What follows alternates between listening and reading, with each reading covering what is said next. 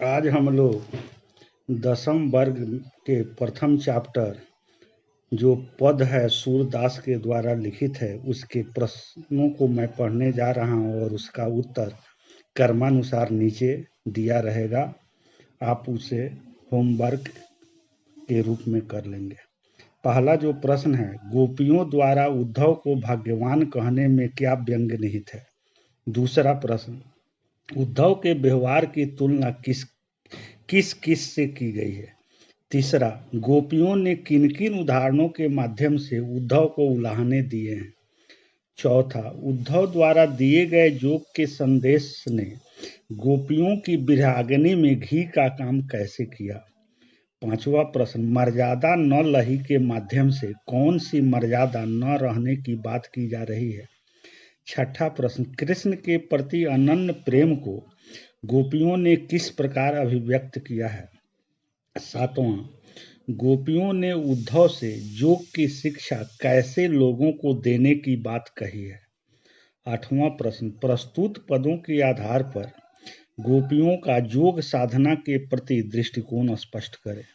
नौवां प्रश्न, गोपियों के अनुसार राजा का धर्म क्या होना चाहिए। 10वां प्रश्न, गोपियों को कृष्ण में ऐसे परिवर्तन दिखाई दिए जिनके कारण वे अपना मन वापस पा लेने की बात कहती हैं। 11वां प्रश्न, गोपियों ने अपने वाक्य चातुर्य के आधार पर ज्ञानी उद्धव को परास्त कर दिया। गोपियों के वाक्य चातुर्य की विशेषताएं लिखें। 12वां प्रश्न, संकलित पदों को ध्यान में रखते हुए सूर के भ्रमर गीत की मुख्य विशेषताएं बताइए। पहले प्रश्न का उत्तर, गोपियों ने उद्धव को भाग्यवान कहकर उन पर तीखा व्यंग्य किया है। इस कथन के द्वारा ऐसा लगता है कि वे उद्धव की प्रशंसा कर रही हैं, पर वास्तविकता ऐसी नहीं है। वस्तुतः वे उन्हें अभागा सिद्ध करना चाहती हैं। उद्धव भले ही बड़े ज्ञानी और जोगी हों, लेकिन वह प्रेम की मार्मिक अनुभूति से वंचित हैं। जो व्यक्ति किसी का प्रेम न पा सका वह गोपियों की दृष्टि में अभागा है। भाग्यवानों को ही जीवन में प्रेम रस का आनंद प्राप्त होता है। इसीलिए व्यंग्य में वे उद्धव को भाग्यवान कहती हैं। कहा भी गया है कि व्यंग्य हृदय में इतना चुभता जितना चुभता तीर नहीं, जले न प्रतिहिंसा की ज्वाला में ऐसा कोई वीर नहीं। दूसरा प्रश्न का उत्तर, गोपियों ने उद्धव के व्यवहार की तुलना जल में पड़े रहने वाले कमल के उस पत्ते से की है जो पानी में तो रहता है परंतु जल का स्पर्श नहीं कर पाता। गोपियों ने उद्धव के व्यवहार की तुलना जल में पड़ी रहने वाली तेल की गागर से भी की है जिसमें जल घुल मिल नहीं पाता। उद्धव समाज में रहकर भी समाज से अलग रहते हैं। तीसरे प्रश्न का उत्तर, गोपियों ने निम्नलिखित उदाहरणों के माध्यम से उद्धव को उलाहने दिए हैं। गोपियों ने उद्धव से कहा कि उनकी प्रेम भावनाएं मन की मन में ही दबकर रह गई। श्री कृष्ण के व्यवहार ने उनके सारे सपने चूर कर दिए। दूसरा, गोपियां कहती है, अब तक हम श्री कृष्ण द्वारा दी गई लौटने की अवधि की आशा में वियोग की व्यथा सहन कर रही थी, किंतु आपके जोग संदेश ने तो हमारी विरागनी को और बढ़ा दिया है। श्री कृष्ण ने प्रजा की रक्षा का धर्म भुलाकर जोग संदेश की धारा बहाकर हमें कष्ट दिया है। आपने अपने मित्र को सही परामर्श नहीं दिया। चौथा पॉइंट, पहले के लोग तो परोपकार के लिए हर समय तैयार रहते थे। आपके जोग संदेश में तो परोपकार की कोई बात ही नहीं है।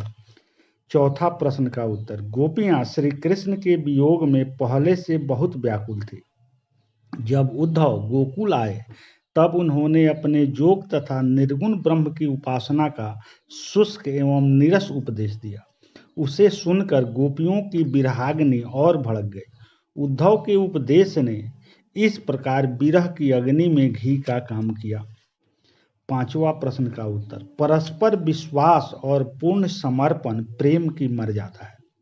अविश्वास और स्वार्थ प्रेम के शत्रु हैं। प्रेम की मर्यादा में प्रेमी और प्रेमिका दोनों को प्रेम निभाना चाहिए। यहाँ गोपियां तो कृष्ण पर आसक्त हैं, उनके प्रति समर्पित हैं, परंतु श्री कृष्ण ने प्रेम की रीत नहीं निभाई। श्री कृष्ण ने वचन तो तोड़ा ही, नीरस जोक संदेश भेजवाकर गोपियों के विश्वास को भी भंग कर दिया। अब गोपियों के लिए भी मर्यादा में रहना संभव नहीं है। छठा प्रश्न का उत्तर। गोपियां श्री कृष्ण की अनन्य प्रेमिकाएं हैं। उन्होंने अपने अनन्य प्रेम को अभिव्यक्त करती हुई कहती है कि जिस प्रकार गुड़ पर चींटियां लिपटी रहती है, उसी प्रकार गोपियां भी श्री कृष्ण के प्रेम में मग्न हैं। गोपियां कहती है कि श्री कृष्ण को हमने अपने मन में उसी प्रकार सदा के लिए बसा लिया है, जैसे हारिल पक्षी लकड़ी को सदैव अपने पंजों में जकड़े रहता है। वे सोते जागते दिन रात अपने मन, वचन और कर्म से कृष्ण का नाम रटती रहती हैं।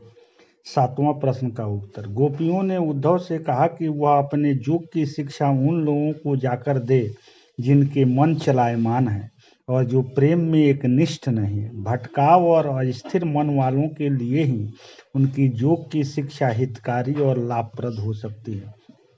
आठवां प्रश्न का उत्तर। गोपियां श्री कृष्ण से प्रेम करती हैं। जब उद्धव ब्रज में योग का संदेश लेकर आए और योग साधना की बात करके गोपियों को शांत करने का प्रयास किया, तो गोपियों को उसमें जरा भी आनंद नहीं आया। उन्होंने योग साधना को नीरस, अरुचिकर तथा बेकार माना। उनके अनुसार उद्धव की योग साधना प्रेम का स्थान नहीं ले सकती। उद्धव के योग संदेश ने तो उनकी विरह अग्नि को शांत करने की बजाय आग में घी डालने का कार्य किया। उन्होंने अपनी वाक्पटुता से उद्धव को न केवल परास्त कर दिया, बल्कि प्रेम के समक्ष उनके योग संदेश को महत्वहीन सिद्ध कर दिया। 9वें प्रश्न का उत्तर। गोपियों के अनुसार राजा का धर्म अपनी प्रजा की रक्षा करना होता है। अच्छा राजा अपनी प्रजा को सताता नहीं है, अपितु उसको संकट से बचाता है। कवि कुल कुमुद कलाधर गोस्वामी तुलसीदास ने लिखा है, जा सुराज प्रिय प्रजा दुखारी, ते नृप अवश्य न रकै अधिकारी। गोपियां श्री कृष्ण से प्रेम करती थी। उनका मन माखन चोर श्री कृष्ण ने चुरा लिया था। प्रेम की सरलता त्याग कर उन्होंने राजनीति का छल कपट अपना लिया है। अब राजनीति विशारद श्री कृष्ण गोपियों से प्रेम भी नहीं करते। उन्होंने लौट कर आने के अपने वचन को भी तोड़ा है। वे पहले से अधिक बुद्धिमान और चतुर हो गए हैं। ऐसी स्थिति में गोपियां चाहती हैं कि उनका मन उनको वापस मिल जाए, जिसे श्री कृष्ण अपने साथ ले गए थे। 11 प्रश्न का उत्तर।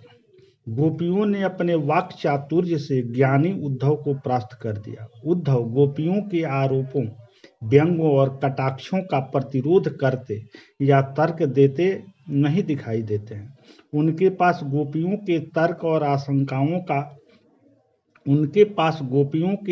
और शंकाओं का कोई समाधान नहीं है। उद्धव ज्ञानी हैं, जोगी हैं, लेकिन गोपियों के तर्क और मार्मिकता से पूर्ण संवाद उनको निरुत्तर कर देते हैं। गोपियों के वाक चातुर्य के सामने ज्ञानी उद्धव हथियार डाल देते हैं। 12वें प्रश्न का उत्तर। भ्रमर गीत प्रसंग हिंदी साहित्य के सूर्य महाकवि सूरदास की एक ऐसी अनूठी योजना है जिसने सैकड़ों वर्षों से काव्य प्रेमियों को आनंदित किया है। यह प्रसंग सूर सागर का एक भाग है जिसमें उद्धव और गोपियों के बीच संवादों की योजना की गई। उद्धव के ज्ञान का उपदेश गोपियों को नीरस और शुष्क लगा। तभी एक भ्रमर वहां आ गया। उस भ्रमर को संबोधित करती हुई गोपियां उद्धव तथा उनके निर्गुण ब्रह्म पर अनेक व्यंग्योक्ति करती हैं। इन पदों में गोपियों की तीव्र विरह वेदना का चित्रण है। भ्रमर गीत में वियोग श्रृंगार की मनोहारी व्यंजना हुई है।